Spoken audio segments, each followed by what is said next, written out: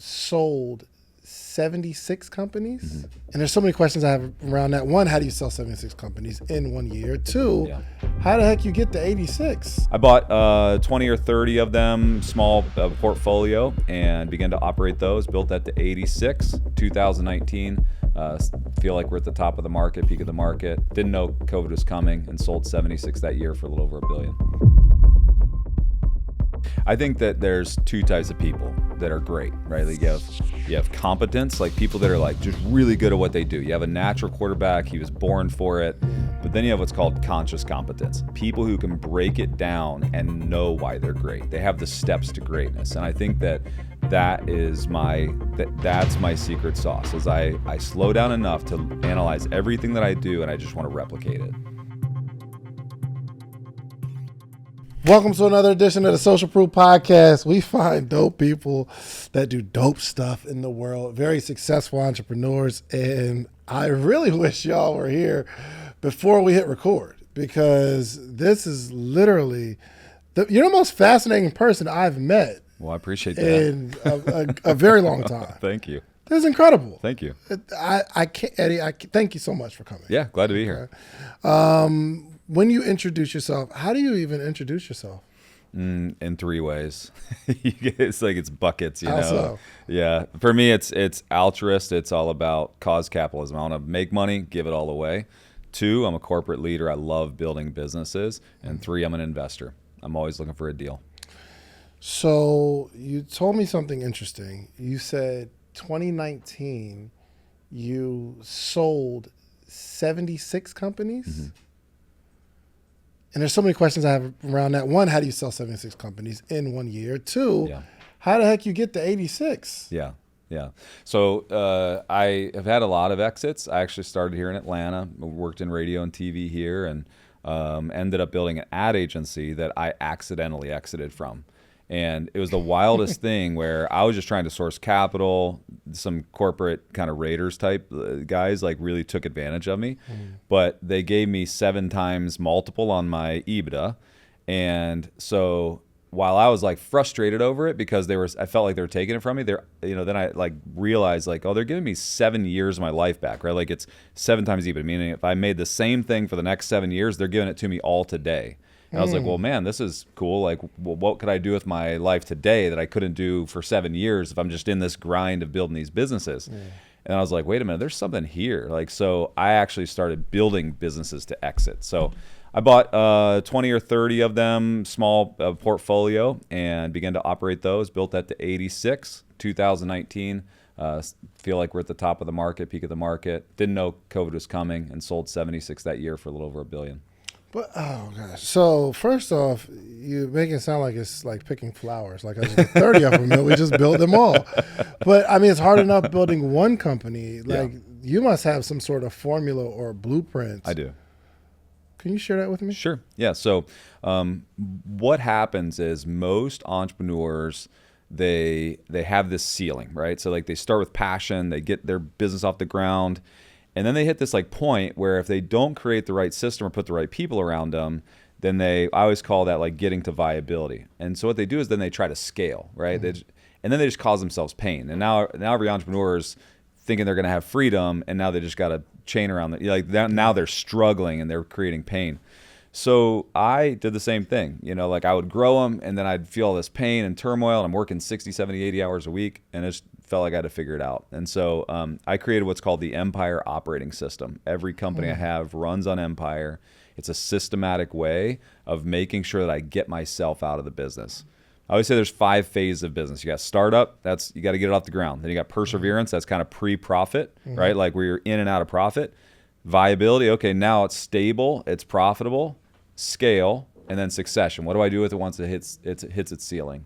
So I frequently move my businesses through those 5 phases as fast as I possibly can. Okay. Empire. Yeah. E is... So it's not an acronym. It's not an acronym. No, it's just 5 phases. Okay. It's startup. First off, I might just take notes. I very rarely just take notes, but this is... You understand this stuff, and the fact that, like the greatest quarterbacks in the world, I guess the way that they describe it is like the game just like slows down for them. Right. But if you just started playing, it's like once you hit hike, everything's going crazy. Like, oh my gosh, what do I do? Yeah. But somebody like, like one of the greatest quarterbacks in the world, they hit hike, they look around, it's like, oh, it's right there. And then they throw, right? It seems like you do that in business. I think that there's two types of people that are great, right? Like you have competence, like people that are like just really good at what they do. You have a natural quarterback, he was born for it. Yeah. But then you have what's called conscious competence. People who can break it down and know why they're great. They have the steps to greatness. And I think that's my secret sauce, is I slow down enough to analyze everything that I do, and I just want to replicate it. The first company that you were building, it was an ad agency? Advertising agency. How much was it making? We were doing about, so profit-wise, we were doing 7 million. I'm sorry, we were doing 3 million the year we sold in profit, but we were doing about 21 million in top line. Okay, I got to go back further. What was you doing before this? So I was actually working in radio and TV right here in Atlanta. WSB, 99X, Q100. I was working for all of those. How much money were you making? Maybe $100,000 a year at peak. So you're working at the radio, and then you start this advertising agency. And I saw my clients, in radio and TV, they just weren't servicing them. They were selling them ads.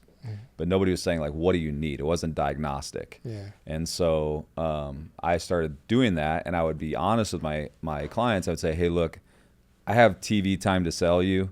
But for you, it's probably not a great idea. You can do it if you want, but I would say you probably should go do some billboards or direct mail or whatever it was. And then I would have them say, hey, could you just like help me? Like, could I pay you to help me? Well, when I worked for the TV and radio station, I couldn't help them. I could sell them ads. Yeah. And so then I took that kind of leap and said, well, I'm just going to step over here and see if I can pick off a couple of these people and just service them. And I did. And then ended up being the ad agency of record for Subway, Buffalo Wild Wings, some really big ones. Built it on your own, or you had a partner? Built it on my own.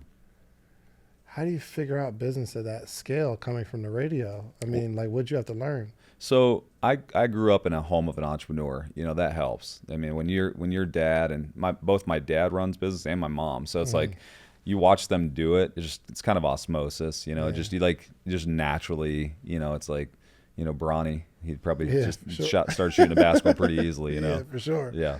So with the bringing in 20 million, and you're saying you are profiting about 3 million, and how much did you sell it for? 7 times the 3. Yeah, it's about 21. So they just cashed you out 21 million. Over did you time. Still have to run it? No, I didn't. They actually took it off of me. It's a crazy story. So you got 2 seconds for the story? You have nothing to do. So I got the contract to do buying for Subway, the sandwich shops, for the southeastern part of the country. I'm in Chicago at the time. I moved, non-compete. I can't be in Atlanta anymore, so I moved to Chicago and land Subway. I bid for it. I get it. And I don't have the money to do it, right? So like what happens in the ad world is they give you an ad buy. You have to go place it. Well, depending on how long they make you hold it, so like it could be 30, 60, 90 days. So they were going to give me, I think it was like a $4 million ad buy. Well, I didn't have $4 million to just put out. And they have to wait all that time. Well, it's about a 15% profit margin on the ad buy. Hold on real quick. Meaning Subway says, we'll give you $4 million to spend on ads. No, they say, here's our ad purchase, $4 million. Yep. You got to go buy it for Subway under contract and then wait for 60 days before they send you the $4 million. So you but the stations and the ad sources, they want paid up front, So you got to come up with all that money up front. Wow. So I get this contract and I'm like, crap, I don't have the money to do it. So I got to figure this out. So I start trying to source money. So I start going to everybody like, I have this contract, will you lend me money? And I got a broker at Merrill Lynch, and he said, yeah, I can get you the money. I was like, cool. Like, how long? He's like, it's probably gonna take me about 15 to 20 days. I was like, all right. I said, I got to have it in like 45. Yeah. Well, we're 40 days into this, and he's like, okay. He's like, we're gonna get to the closing table. I'll get you the money. So I show up in Chicago at this office, and I'm sitting there, and 3 guys in suits are sitting across from me. I'm like, okay, cool. My broker's sitting there, and the one guy speaks up. He goes, "Hey, today's not going to go the way you thought it was going to go." I was like, if they're going to string me, I got to have this in 4 days. Yeah. Like, I'm stressed. Like, I'm on the verge of bankruptcy. This is like, I mean, I've got $4 million out on the streets that I can't pay for. Right. You know, it's like, I'm stressed. And I'm thinking, oh no, they're going to push me back. And I'm like, okay, how's it going to go? He's like, well, you thought we were going to give you money. We're actually going to buy your company today. And I said, whoa, wait, it's not for sale. He said, no, we know where you're at. He said, and you need the money. And I was like, oh, okay. I was like, but I'm not going to sell to you. And they were like, no, you don't have a choice. And I was like, well, yeah, I have a choice. You know, like I'm young too. I'm like 24 years old. You know, like I said, I have a choice. And he said, no, you don't. He said, we know you're about 4 or 5 days away from just losing it all. And I just kind of like looked at him, looking at my broker. I'm like, what is going on right now? They're like, we're going to make you an offer today, and we're going to give you 24 hours to make your decision. They're like, if not, we're walking away. And I was like, and I'm mad. I'm like, you can't do that, you know, like, and then they were like, well, you want to know who we are? And I was like, yeah. They're like, we're the largest ad agency in the world. They're like, you want to know where you got your Subway contract from? I was like, where? They were like, us. You undercut us. Now it's time for us to take yours. Wow. And it was rough. I mean, like sitting there at 24, just thinking, man, like I am outplayed at a level that, but I didn't show that. I'm mad. I'm ticked off. You know, like I'm going at them. You know, I'll sue you. And they're like, we're lawyers. You know, like go for it. You know, so. It was wild, but yeah, so that was my first sale. Was a forced, I mean, they're basically corporate raiders. I mean, came in, but they were fair. And I got 7 times EBITDA, which, you know, if I would have really planned it out, I probably would have got some more money. I really feel like I left about 20 or 30 million on the table if I would have planned it out well and set it up right. Because I had a Subway contract, which is one of the most valuable contracts in the ad space. But, you know, you live to fight another day. Do you think whoever your banker was in on it and saying, we're going to drag you out until this point? No, I don't think so. He was so inexperienced. And we got out of there. I was so mad. And I said, did you not ask who they were? He was like, I didn't even think about it. And I'm like, how do you not know who they are? Like, where's the contract? Like, you know, like, I'm 24. Like, I'm experienced enough to know this stuff. You know, like this is your job. You know, but yeah. He made a good amount of money. He made about 6% of the sale, you know, for actually putting it together. But it's like, I don't know, it's wild. So you're 20, how old? 24, going on 25. 24, sitting on 9 figures. I mean, sitting on 8 figures. That's insane. Yeah. What do you do now? I started looking for other companies to buy. At that point, then I was like, oh, wait a minute. So I made myself 2 promises that day. One, I grew up in a home where my mom constantly pushed gratitude, and she would say, in every valley, like find gratitude for what you're learning, and it becomes a catalyst. Like it doesn't allow you to stay there. Most people get beat up in life, and it becomes their identity. You know, it's like I could have been the guy that got taken advantage of. You know, the guy that got my company stolen from me. And I'm driving back into Chicago the next morning, just trying to get my mind right. And I was like, what can I be grateful for? That's when I started thinking about, like, I get 7 years of my life back, you know? What would I do if I had, you know, money for 7 years? Like, man, I'm 24 years old, man. I should be on top of the world right now. And so I started, like, finding that place of gratitude. And so I made a promise at the table that day when I was signing. And I was ticked off the day before. I was happy the second day, and the guy, he looked at me, he's like, you're different today. I said, yeah. So I'm getting paid, you know. So but I made a promise. One was that I'm gonna learn this game. Like these guys, I was outmatched, outplayed, and I was like, I'm gonna figure this out. You know, like they played, like they did this and they knew they were gonna do it, and I need to figure this game out. And then 2, I thought, I'm never gonna sit on that side of the table and make somebody feel the way I felt. You know, like I'm not gonna be that guy. You know, like I'm gonna do this right. And so then I took the money I had, which it was coming in over time. Like I didn't get a big lump sum coming in over time. And then I started looking for other businesses to buy. I was like, okay, I'm gonna figure this out. I'm gonna buy something that's maybe distressed and then I started buying businesses and started figuring it out. What was the first one coming off of this? So that was a group of 18 companies that were distressed. And I was 18 at the same time. Yeah, it wasn't intentional. A lot of unintentional stuff in life. But I just, you know, you're at the right place at the right time, and I'm looking for investments to put my capital in places. And And my grandfather always told me that you should, like, if you get the chance to invest in insurance or insurance captives, like, you really should be looking at it. And a guy offered me an investment in insurance, and I flew to Kansas City, got there, I was like, okay, this makes sense. He had about 18 companies, and he asked me a bunch of questions, and I told him about my exit, and I told him I was looking for businesses. And at the end of the day, he said, I'll make you a deal. He said, whatever you invest in my insurance company, he said, I'll give you the same value in my other companies, but you got to come run them. I was like, I don't know if I want to, live in Kansas City, but it's like, so I thought about it, and I called him back. I said, if I can commute from Atlanta to Kansas City every week, I'll come out for 3-4 days a week. I'll come run those companies, but I put up, my list. And he said, sure. So I invested in his insurance company and got 18 other companies with it. So wow. Yeah, that was the first package I bought. Then we bought some other ones, and then 30 went to 86, I'm still trying to wrap my head around how you, so if they're selling you the company, there's got to be some holes, got to be some things wrong, Lots some of leaks, stuff wrong. right? Oh, yeah. I'm just trying to understand the pressure of identifying what's wrong in each one of these businesses and how long is that taking? You're only one man. It's not like a group of people that you're buying this with. Right. How do you navigate that? Part of it is being young and ignorant and just feeling like you could rule the world. Like, that's part of it. Like, I probably wouldn't do that today, But back then, you just feel like, I got this figured out. I'll work through this, And when you have capital in your pocket, you feel like you could solve anything, And so my thought was, in the beginning, I'll just find good people. I'm just going to find good people, trust them. That doesn't always work. You mean hire good people for each company, essentially.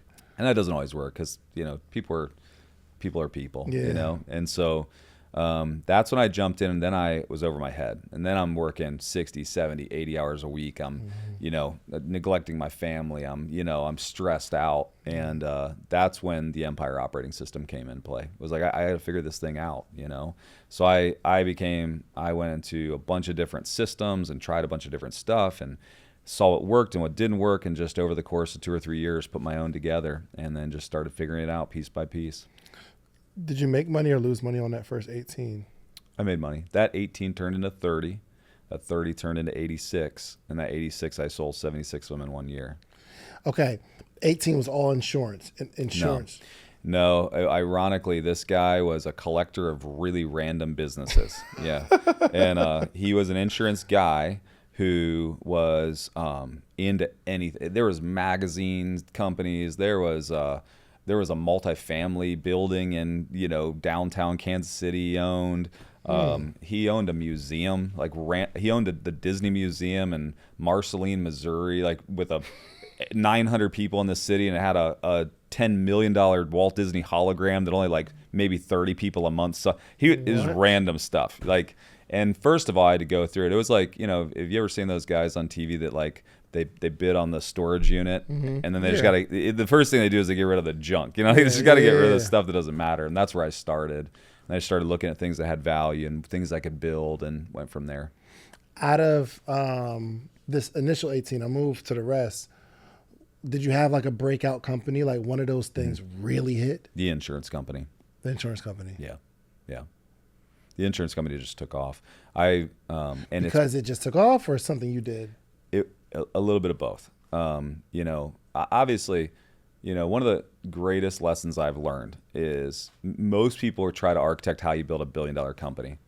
And the fact of the matter is a $1 billion company is really just a $200 or $300 million company that got lucky or was at the right place at the right time. You know what I'm saying? There's a lot of there are better operators out there than me that still run a $100 million company. But part of it is being in the right place at the right time with the right mindset, right system, and it just takes off. You think about all these tech companies. It's were they really that better than the tech company down the street, or what was it?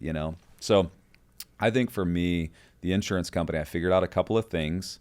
I built my Empire system. I have kind of some secret sauce in there where it's called a brick. It's a very specific measurable I put into every business, and it allows a business to scale. And I figured that out with the insurance company. Now I've put it in everything. Are you able to tell me what that is? Yeah, sure. Okay. I call it the brick. So what the brick is it's a I would just say like it's a preeminent KPI. There's one KPI, key performance indicator, that if you measure that and put all emphasis on that, it actually will scale your business. Most people look at metrics, right? And they look at 20, 30, 40 metrics in their business. And they think, oh, if I just stay focused on these metrics, but they never put emphasis on one. Do you know what Bernoulli's principle is? It's like the principle of thermodynamics, okay? Think about it this way. If you got a river that's 100 feet wide and the water's flowing at 5 miles an hour, and all of a sudden the riverbanks shrink down to 5 feet wide, what happens to the speed of the water? Goes faster. Faster. Yep. Exponentially faster, right? Like you push that into a certain area and boom, it goes. That's called lift. It's Bernoulli's principle. It's velocity. It's how an airplane takes off. That same principle works in business. If you focus on the right KPI and put all effort on that KPI, everything else scales and grows from there. Most people don't focus, right? They focus on 10 things, which isn't truly focus. So in your business, you have one KPI that would drive everything, and I guarantee it. And if you put the emphasis on it and every person in here measured it on a daily basis and put all effort towards it, you'd scale. So the first thing you do when you come into a company is you try to find that brick. What is brick. the one thing that we can really grow, and all the other stuff, I guess, ancillarily grows around it? Think about this. I'll give you an example. So we have the Aspire tour, right? Big, we're world's largest business tour. The one thing we focus on, because the model, I walked you through it, is it's not about ticket sales. Most people think like the more tickets you sell, the more successful this is. And before you go there, I got to lay a foundation, because this is why I reached out and I said I needed to interview you, because I just couldn't understand it. And I do one event a year, and it's huge for me. I mean, and it takes half the year to produce it. And I'm seeing this, and I've been to the event, and I'm like, yo, they got the biggest speakers in the world. I'm looking around, and I mean, there's a bunch of people there, but the venue and the artists and entertainers you got and all this kind of stuff, I'm like, there's no way they're making money on these $100 tickets. No way. So, but then I saw another one. They're like, yo, we're going to be in Ohio next week. Next week? How are you going to do this again in another city? And then I realized that it's a tour. And it's like every single month. And I was like, I have to understand what's happening here, because they have to be losing money. Right. Okay, but go ahead. That was the curiosity. Yeah. So for that, the model. The model isn't make money off the front end, right? The model is get entrepreneurs, business owners in, give them a good time, let them know, like, and trust us. And downstream, they, will buy the service-based stuff that I have. So insurance and CPA firms and all the things that they're going to use anyways, right?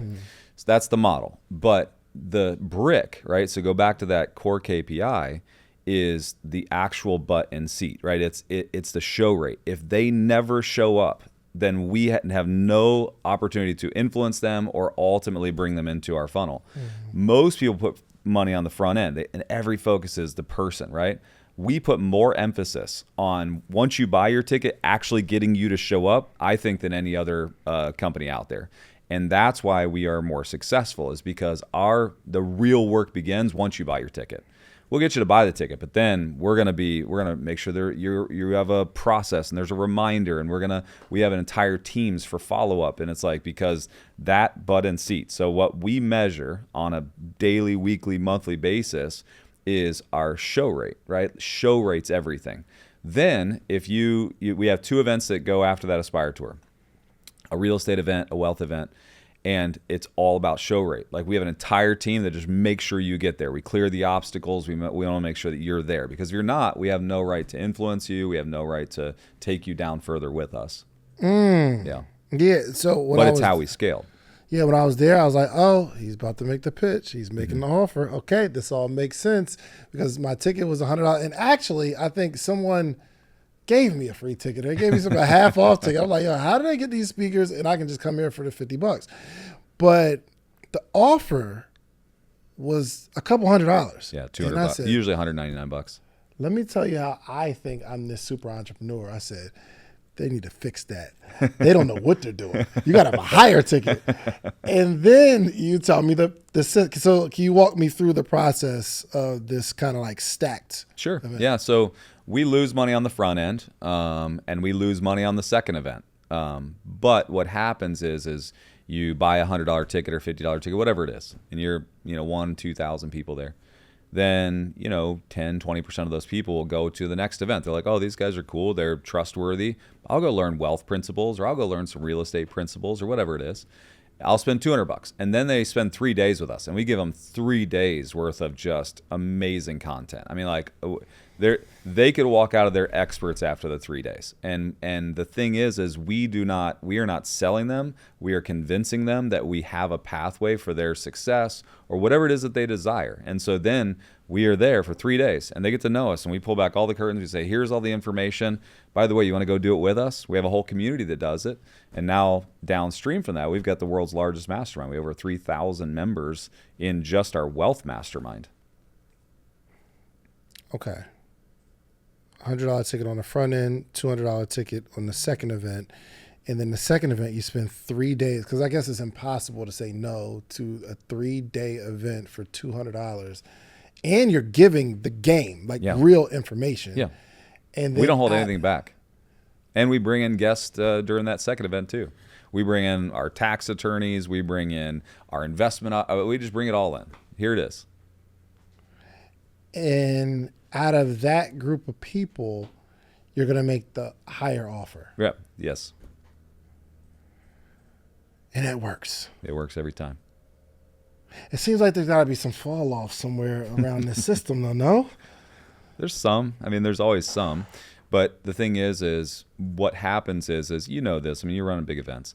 You attract kind of your tribe in the beginning. The longer you stay with them, you really understand who they are, and they understand who you are. And what happens is you get this, it's family once they're with us. It's like if they sign up past that 3 day, they're family at that point. It's like those 3,000 people, they're not some random people that we don't know. I mean, these are people we know where they're at, we know their kids. It's like we know them. It's like you're in with us. And then you said that even further down, there's another play. The real money is actually past that point. And the real money is tied to these service-based companies, which is what I've scaled and exited, the last 10 years, is you have a P&L, your life P&L, your profit and loss, right? And you are spending money on stuff, right? You're spending money on a CPA to do your taxes. You're spending money on insurance. You're spending money, whatever it is, merchant services. And all we do is go out and build all those service-based companies. And we say, hey, you're family, you know us, right? Like, what do you think about letting us take care of your insurance? What if we could beat their price? You cool with that? Yeah. And they all sign up for insurance. And they all sign up for our CPA and tax services. And they all sign up for merchant services. And that's where the real money's made. But listen to this. It's more important than money. It's enterprise value. We built so Collective Influence is the private equity firm that owns all of that. All of it's 3 years old or less, right? When we built that we started zero, our valuation's over $400 million today. If I just walked away and sold it, it's a $400 million sale all day long. Wow. But Aspire, right, losing money, moving down that path, the enterprise value, really the insurance company and the tax firm and stuff like that. All right. When you are buying a company, what are you looking for in that company? Mm-hmm. Most oftentimes today, now this is different than what I used to do. I used to buy distressed companies to try to fix them. Today, I don't want to buy people's mistakes. Smart man. I want to buy people's opportunities. So what I want is foundationally good businesses where maybe they just need more capital, more opportunity, a little bit more structure. That's the businesses I buy today. And I don't really care what they are. We've been in the fitness space. We've been all over the financial services space, and we've bought a lot of companies. What does a good foundation look like? A good foundation is good people, good systems, good processes, good products. Good people, good systems, good process, good products. And good products. Products or services. Products, okay, I got you. Like, I'm not going to go out and buy a company right now that has a ton of bad reviews and people are frustrated with it. I'm not going to buy that. Like they can make money, but I don't want to fix their problem. I'm not going to buy their issues. But also there's a roll-up strategy too, right? Like I'll literally drive out of here 1 mile away is a building I want for I'm expanding coffee shops all over the Southeast. And right here in Chambly, there's a shop I want right now. I already have it on the map. I'm going by to see it on my way by. Yeah. So, but I'm expanding my coffee brand all over the Southeast. So I'll buy shops right now, but I rebrand it, put it in my process, put my beans in it, stuff like that. So I'll do roll-ups like that as well. Got it. Okay. Yo, first off, I have a great conference called Podcast Summit. Yeah. Okay. You got to check it out. I would love to.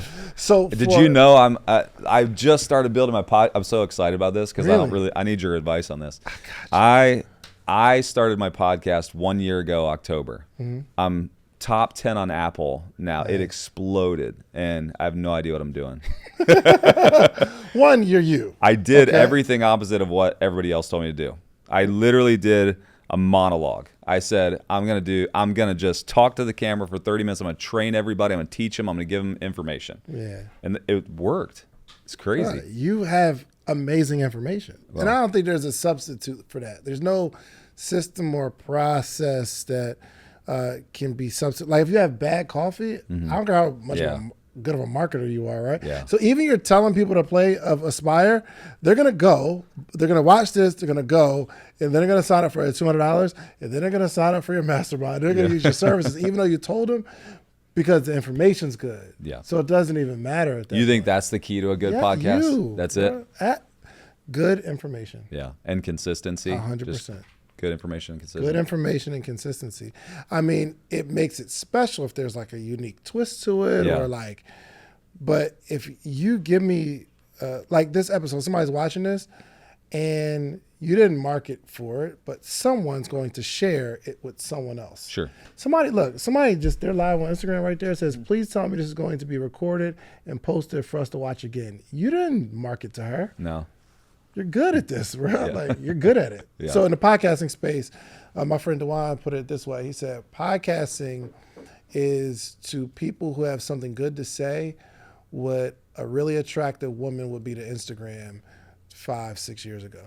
Remember, it used to be attractive. You just get a bunch of followers. You just get the followers. It just automatically happens. That's what's happening here. So if you have something interesting to say, it's just like an attractive woman on Instagram 5 years ago. Because it shares. Yeah. It goes. All right, so he said he's going to buy Podcast Summit, or we're going to partner. Okay, well, he didn't say that just yet. I'm just trying to convince. All right, so, and I think this would be a good illustration for me to pitch you on being an investor. More importantly, a partner, because you understand this stuff. What would my company have to look like to make you say, you know what, this works? I like the companies that are a little bit over $1 million in revenue. Okay. Today, here's what's going on in the marketplace.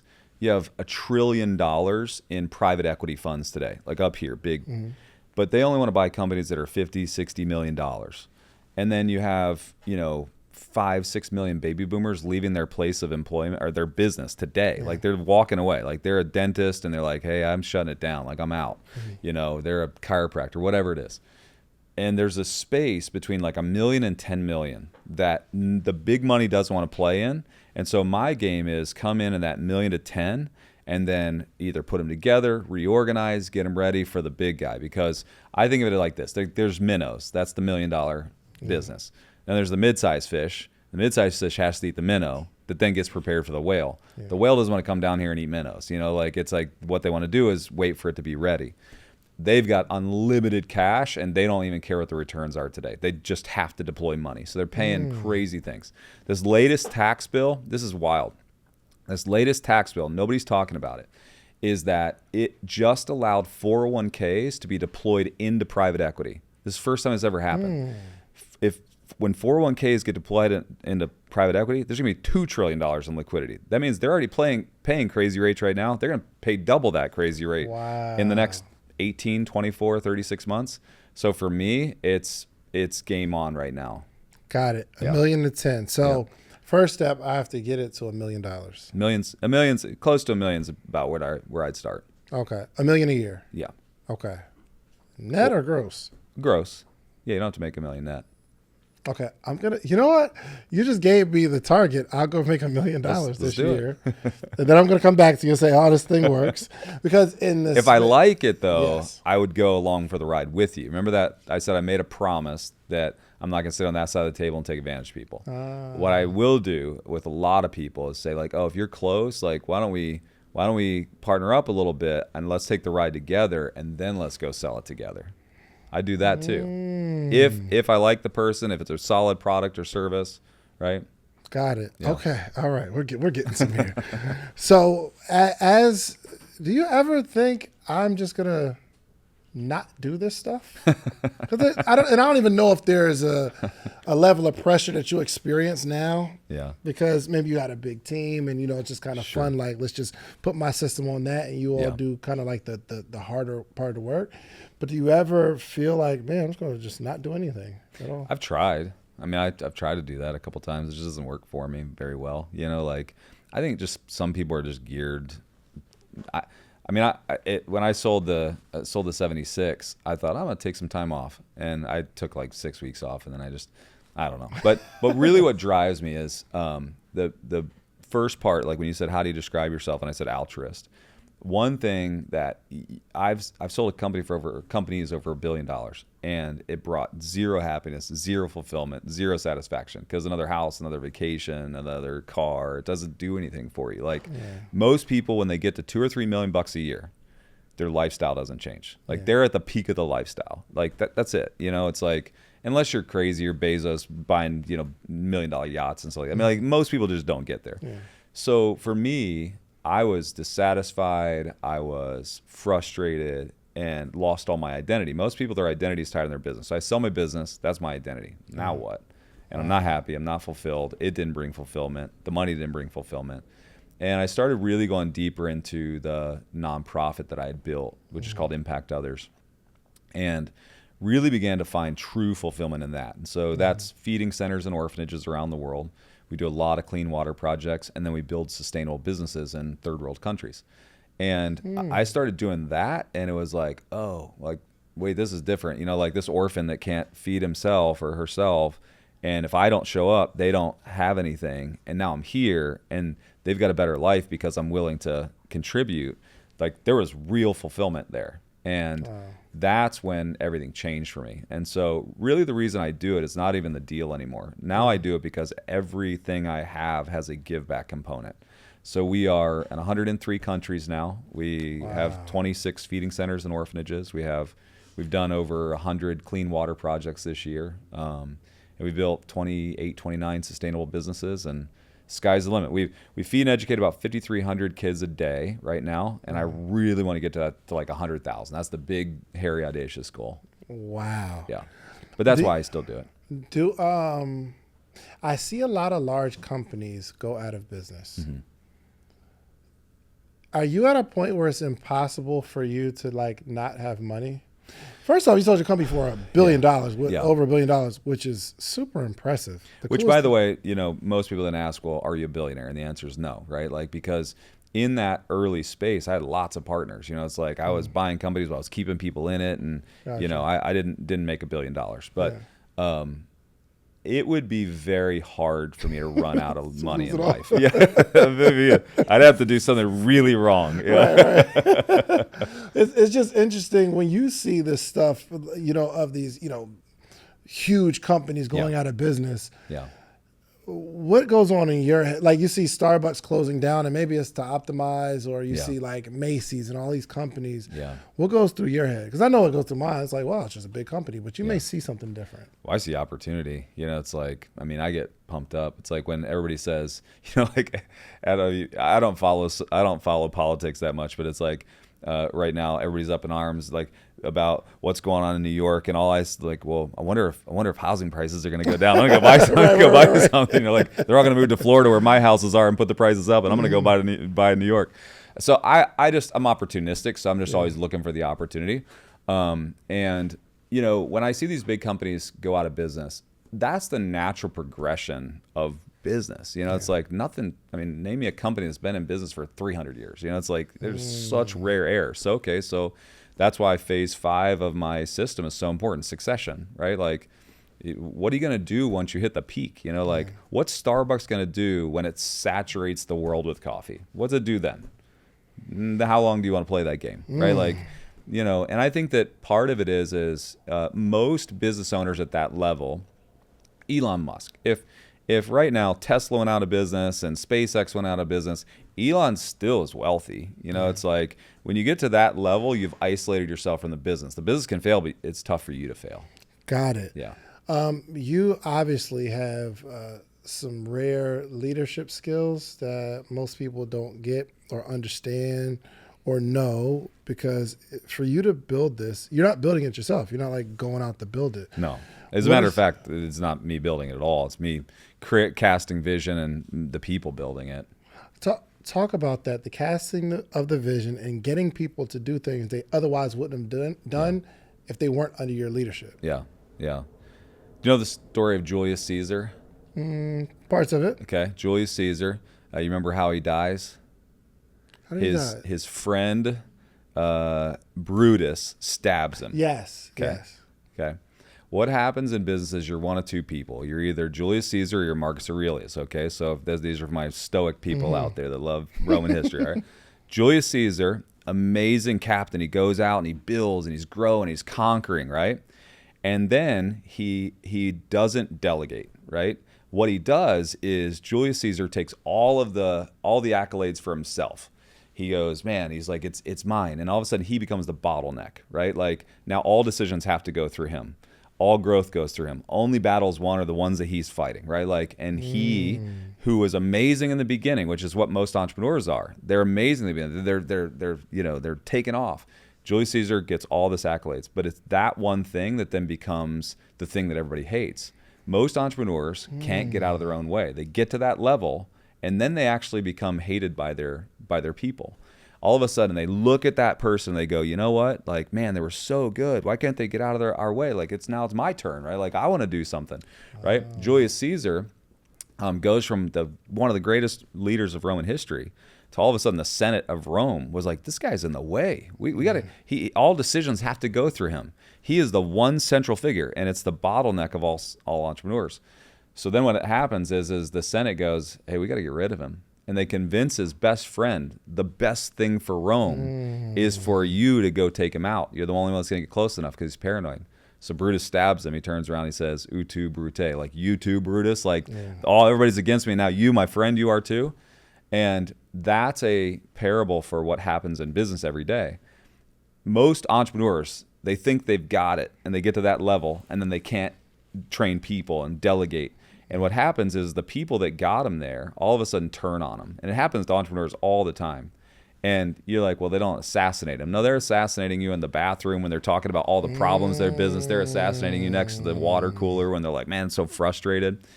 Marcus Aurelius, on the other hand, turns around and says, my business is not to build the empire. My business is to build the people that build the empire.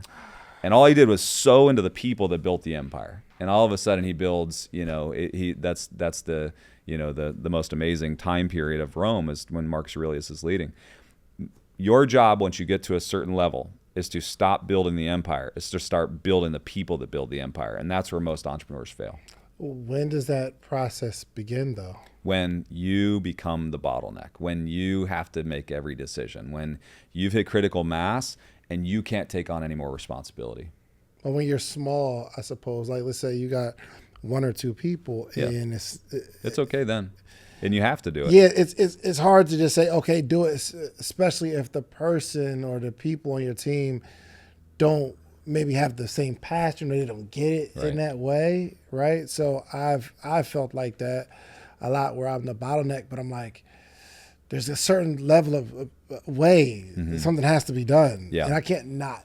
And I always say that, I mean, a good rule of thumb is when you can afford to hire about 70% of the person you need to go to the next level, you take the leap of faith and hire them, because then they'll fill in the rest and then you'll grow. Find when I have enough money to pay someone that's 70% of who I really need, like a killer that's like just amazing. Take the leap. Maybe not that person, but 70% of that. That makes sense. Yeah. What have you learned personally about yourself through being a leader? I have learned that I'm better. I'm better with a few that are amazing than I am with the masses that are not. We use a tool called Predictive Index, and it really helps us understand our drives and who we are. I really do so much better with people who are self-governing, self-motivated, right? Like, because I'll turn them loose, like I'll get behind them.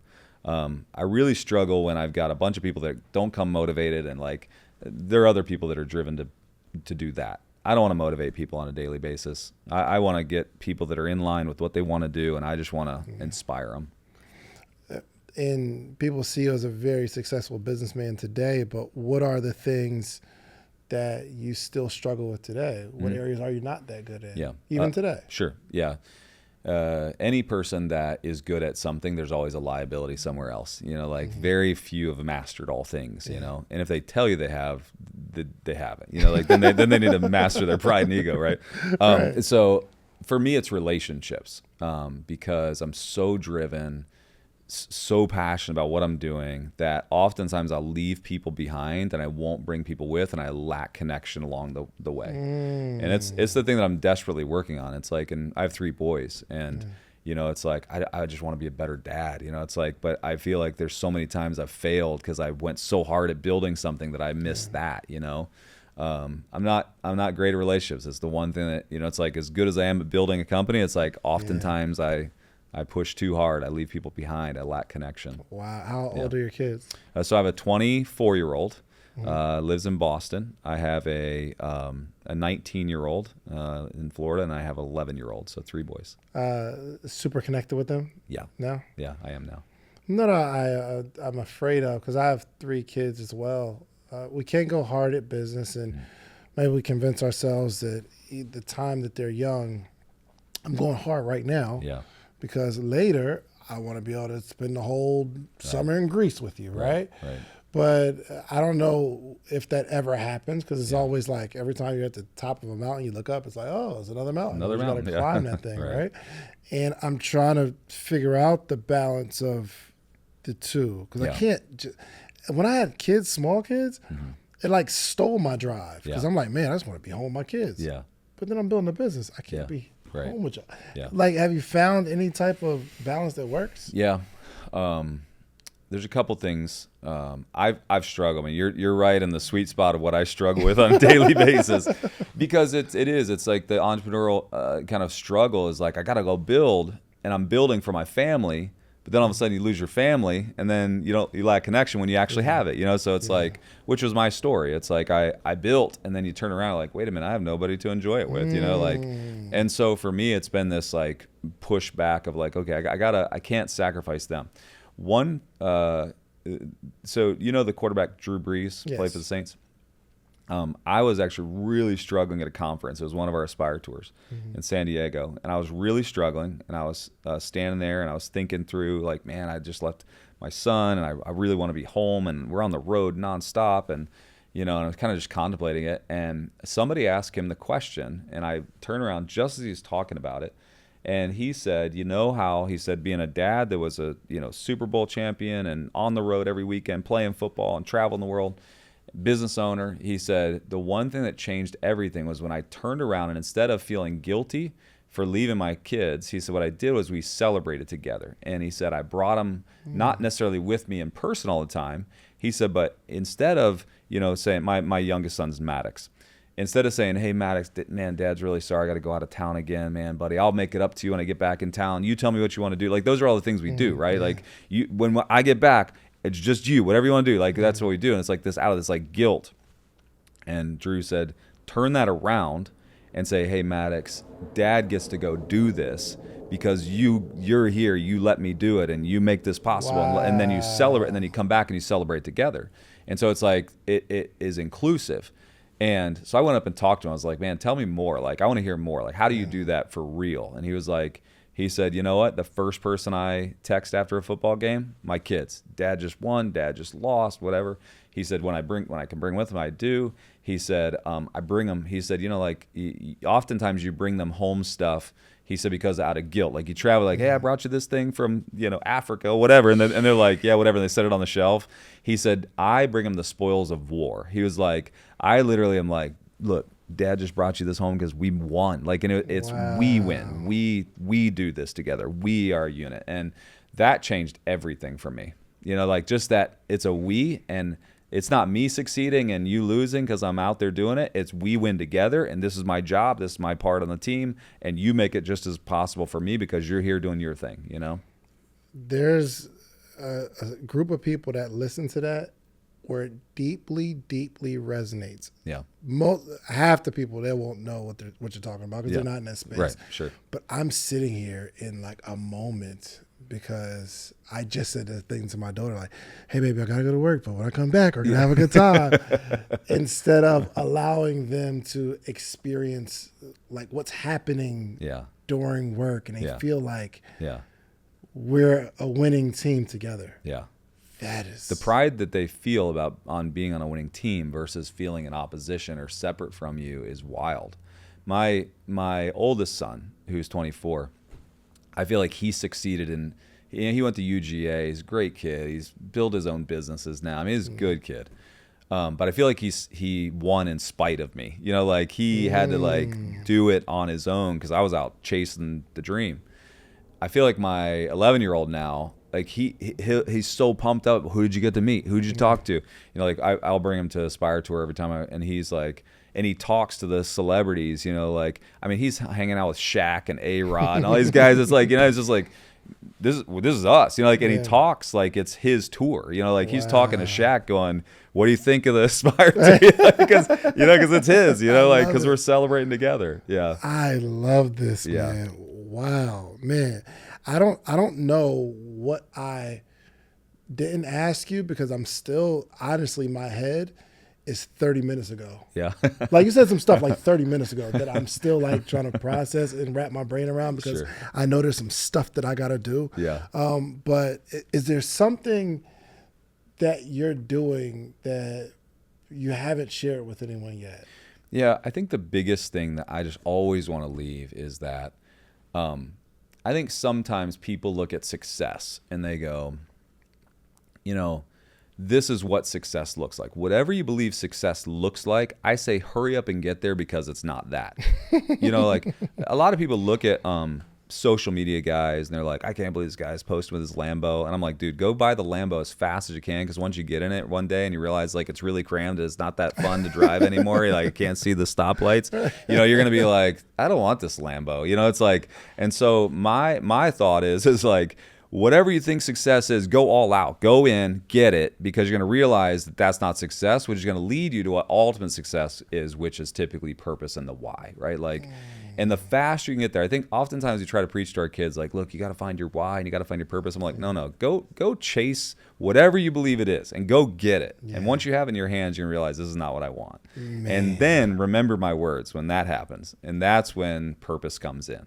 I love this. Last thing, what do you see in the next few years? Like, is there something from a high level that you see coming? There's an industry, there's something that we need to be doing. I mean, broadly AI, of course, right? But is there something that you see? Mm-hmm. Yeah, I think that people are afraid of AI to a degree. So they think it's going to take their jobs, stuff like that. Mm-hmm. AI is the crux of every major invention that's going to happen in the next 10 years. It just is. Like, you can't deny it. So we have to embrace it. And what I think that we should be considering, and I think that this is the vein in which I'm thinking, is AI is going to take all the jobs that no one wants to do.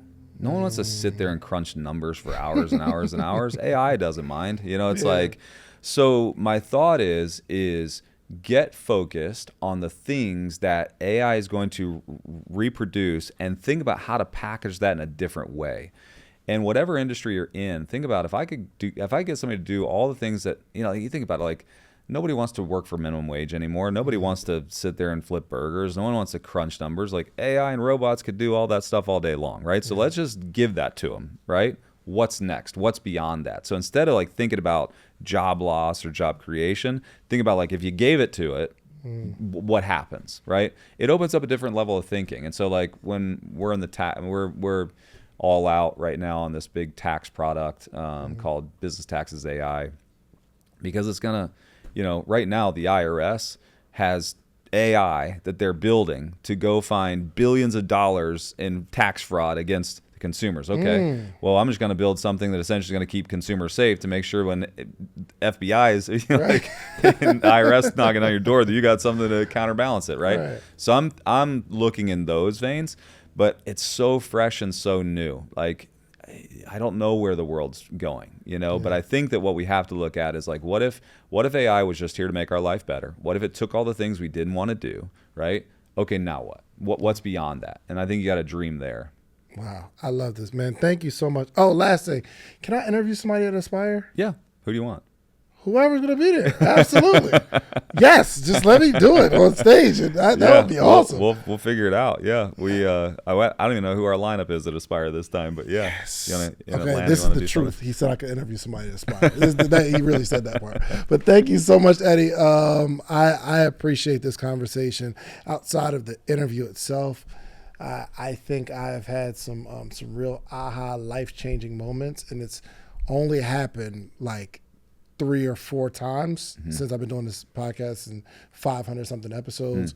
One most recently was Dr. Benjamin Hardy, changed my life. Yeah. And this one, and my brain is on 1,000. I don't know what you said in the last 30 minutes. I'm not gonna lie to you. Like earlier on, I've just been processing, and I'm like, I think this is another moment where my life changed. So thank you so much, man. Thank you. How can people connect with you, and how can they work with you? Yeah, so Eddie Wilson Official is what I'm at on social, and so I still answer all my DMs as much as I can. Oh, wow. So if they've got questions, and then the podcast, man.